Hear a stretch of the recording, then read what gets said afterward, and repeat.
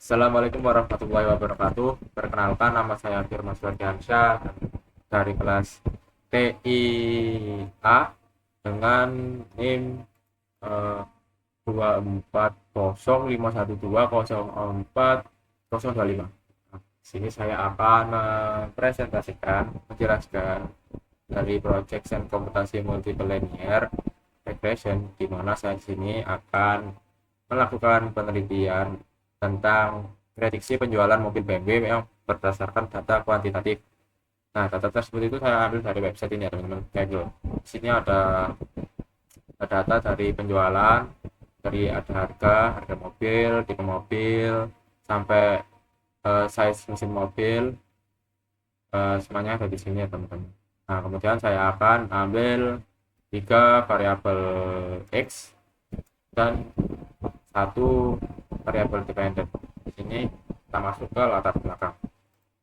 Nah, latar belakang penelitian ini yaitu digunakan untuk menganalisis data penjualan mobil BMW. Seperti judul PPT-nya tadi, nah, penelitian yang saya lakukan ini digunakan untuk menganalisis data penjualan mobil BMW dengan menggunakan metode multiple linear regression. Kemudian sini kita ambil tiga variabel, yaitu tahun produksi sebagai variabel X1, terus harga USD sebagai variabel X2, kemudian jarak tempuh kilometer sebagai variabel X3, di mana tiga variabel nanti adalah independen atau variabel independen. Kemudian ada satu variabel dependen di sini dilakukan variabel Y, yaitu volume dari penjualan mobil BMW. Nah, tujuannya itu yaitu untuk mengetahui apa pengaruh tahun produksi, harga, dan jarak tempuh mobil BMW dengan tingkat penjualan mobil BMW. Nah, kenapa kok saya memilih data ini? Karena data ini itu semuanya itu memiliki sifat kuantitatif, jadi semua datanya itu berupa angka ya, rata-rata berupa angka dan realistis karena ditata langsung, serta mencerminkan faktor-faktor utama yang mempengaruhi minat beli konsumen di industri otomotif. Dengan metode regresi multiple linear dapat dibangun model prediksi penjualan berdasarkan hubungan antar variabel tersebut. Nah, kita lanjut ke rumus ya teman-teman. Untuk melanjutkan perhitungan multiple linear regression, sini ada beberapa persamaan yang kita gunakan nanti. Sini bentuk persamaannya nanti seperti ini teman-teman. Tapi untuk mencari ini kita membutuhkan perhitungan terlebih dahulu, yaitu kita hitung semua datanya. Kita akan jelaskan dulu ya. Y ini adalah variabel dependen, yaitu nilai yang akan diprediksi. Kemudian X1, X2, X3 ini variabel independen, yaitu untuk tahun produksi, harga, dan jarak tempuh. Nah, untuk B0 ini, untuk beta 0 ini adalah konstanta atau bisa diinisialisasi dengan A atau intercept. Nah, kemudian untuk B1, B2, B3 ini koefisien regresi dari masing-masing variabel. Kemudian E merupakan error atau sisa komponen. Tapi di sini tidak tertulis ya teman-teman, nanti akan tertulis di persamaan di bawah. Nah, persamaan ini itu untuk digunakan untuk mencari ini teman-teman, Y intercept atau Y prediksi ya teman-teman, Y prediksi. Nah, nanti kita cari dulu beta 0, beta 1 ini, kita cari dulu ini beta-beta ini menggunakan eliminasi Gauss.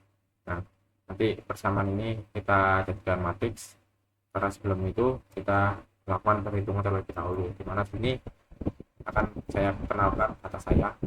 Di sini ada model dari mobilnya. Nah, total datanya itu ada 50 data ya teman-teman.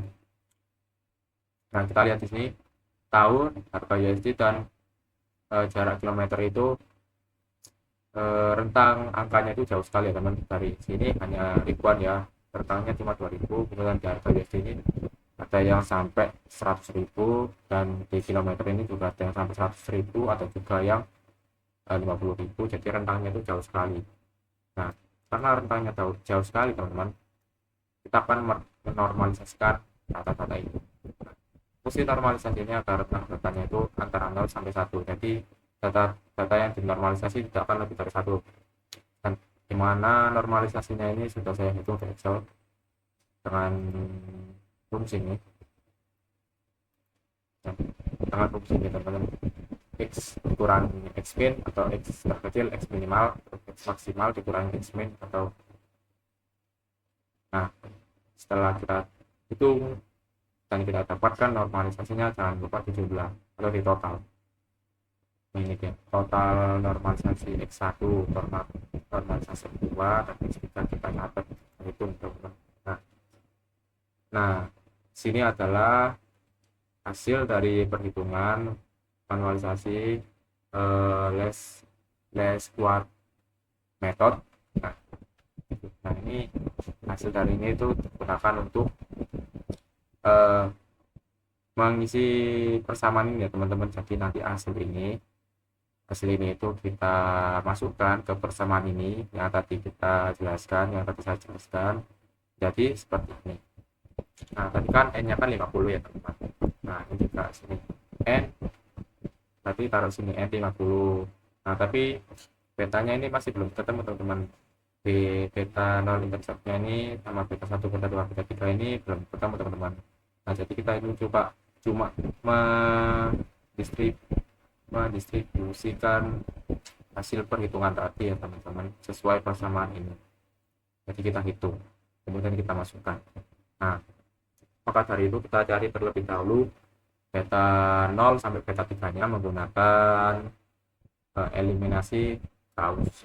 Nah dimana di sini kita bentuk bersama tadi menjadi matriks augment, namanya itu matriks augment. Kita dapatkan matriks seperti ini ya teman-teman. Kita lihat sesuaikan 50, 50, 1,64, 1,64, berarti sesuai ini teman-teman. Oke, yang pertama, langkah pertama kita cari pivot terbesar di kolom 1. Nah pivot terbesar di kolom 1 itu kan 50. Nah ini kita jadikan 1. Cara untuk menjadikan 1 kita bagi dengan 50. Jadi 50 dengan 5 dibagi 50. Nah tapi kita tidak boleh membaginya satu kolom saja, kita harus membaginya dalam satu baris. Jadi kita tidak bisa membaginya ini saja. Jadi saat kita membagi 50 tadi, otomatis kita juga akan membagi angka-angka di baris yang sama menjadi seperti ini. Kemudian setelah menjadi 1, kita nolkan semua kolom selain kolom di baris 1. Jadi kita nolkan semua kolom 1 selain kolom di baris 1. Nah caranya itu seperti ini teman-teman. Baris 2 kita kurangi dengan dirinya sendiri dikali baris 1, kemudian baris 3 kita kurangi dengan dirinya sendiri dengan baris 1, dan seterusnya, dan akhirnya 0. Nah ini juga berlaku untuk baris-baris untuk baris yang sama ya teman-teman. Jadi baris yang sama juga mengikuti seperti baris 2. Di kolom 1 ini baris 2 nya itu mengikuti perhitungan dari sini. Jadi tidak boleh dibagi kolomnya saja, berarti sebaris-barisnya juga dikurangi teman-teman. Kita hitung. Kita lanjut ke langkah-langkah kedua. Sini kita cari pivot di baris 2 kolom 2 yang terbesar. Bukan teman-teman, kita cari pivot dengan nilai terbesar pada kolom 2. Nah kita temukan tadi di sini 4,130 teman-teman, 4,1300. Nah setelah itu kita jadikan 1 juga, jadi kita bagi dengan dirinya sendiri serta baris. Jadi seluruh baris juga dibagi dengan 4,1300. Nah itu seperti tadi kita ulangi, kita kosongkan semua yang ada di kolom 2 ini dengan cara seperti tadi. Ini ada kesalahan penulisan ya teman-teman. Ini sebenarnya itu 0,00, tapi di sini saya tulis 0,42. Oke, lanjut saja ke langkah ketiga. Seperti tadi juga kita ulangi terus. Jadi kita cari pivot terbesar pada kolom ketiga, yaitu ini 4, yaitu ini kita tukar kita urutkan teman-teman, kita urutkan jadi serong. Setelah ini kita cari kolom ini, kita jadikan satu.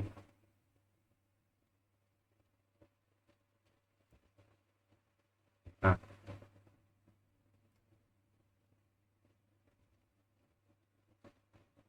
oh iya, kita cari pivot terbesar ini ya, 4,4323. Nah, ini pivot terbesar, terus kita jadikan satu. Dan kita nolkan juga kolomnya tadi, kolom ketiga kita nolkan semua seperti tadi caranya. Terus kita dapatkan kolom matriks seperti ini. Nah, di sini kan sudah satu juga ya teman-teman, pada kolom ke 4 ini baris ke 4-nya juga sudah satu, jadi tidak usah kita hitung lagi, tinggal kita nolkan semua. Ini sepertinya ini belum terperbaiki teman-teman. Ini artinya juga 0 ya teman-teman, bukan 0,4329 tapi ini 0. Jadi angkanya itu hanya di sini dan di sini 1111 serong. Kita akan menentukan bentuk segitiga bawah. Nah, setelah ini apa yang kita lakukan? Nah, kita distribusikan hasil koefisien regresi tadi. Nah, hasilnya itu terletak pada kolom yang berwarna hijau ini ya teman-teman. Nah, kita distribusikan ke B0 atau intercept, terus beta 1, beta 2, beta 3. Nah, setelah kita distribusikan, kita masukkan ke dalam model multiple linear regression yang tadi, yaitu Y-Poppy sama dengan, nah ini teman-teman. Nah, setelah kita dapatkan persamaan ini, kita bisa menghitung Y prediksinya. Nah, saya di sini menghitung Y prediksi menggunakan Excel ya teman-teman, agar cepat seperti ini. Mana? Ini teman-teman. Nah, kita hitung. Setelah kita hitung, kita tentukan totalnya. Ini total ya teman-teman, totalnya. Setelah kita dapat totalnya tadi, kita akan evaluasi. Kita evaluasi menggunakan rumus ini, jumlah Y, yaitu kita evaluasi dengan rata-rata Y aktual. Sini rumusnya itu Y sama dengan total Y dibagi N sama dengan ini. Hasilnya seperti ini. Kemudian kita cari koefisien determinasinya atau F2-nya menggunakan rumus SSD. Nah, rumus SSD tadi seperti ini, kita jadikan seperti ini. Kemudian hasil yang diberikan yaitu 0,535. Lanjut, kita akan cari mean square error. Rumus mean square error yaitu ini teman-teman, total Y kurangi Y atau P pangkat 2 dibagi N. Nah, tadi kan semuanya tadi di sini kan sudah kita temukan di sini ya teman-teman, di garis kuning ini ada tabel yang di blok garis kuning ini. Semuanya kan sudah kita temukan, tinggal kita hitung saja.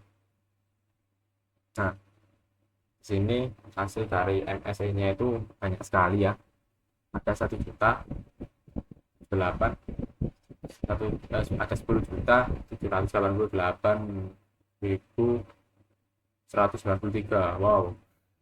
Kemudian sini untuk kita hitung mean absolute percent errornya. Nah, dengan rumus seperti ini, kemudian saat itu hasilnya sekitar 25,3% dan sekian. Nah, sampai di situ saja ya teman-teman dari presentasi saya. Apabila ada salah kata atau kata-kata saya yang mungkin tidak jelas, mohon maaf. Assalamualaikum warahmatullahi wabarakatuh.